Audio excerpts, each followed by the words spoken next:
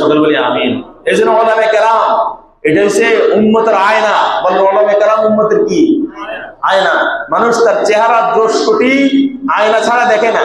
বলেন চেহারার দোষ কোটি আয়না ছাড়া দেখেননি, দেখে না।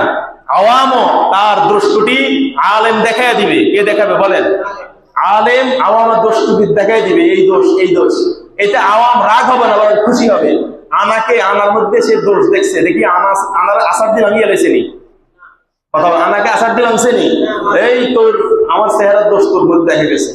আনাকে কেউ আসার দিয়ে কোনো বেকুব আনাকে আসার দিয়ে ভাঙে না।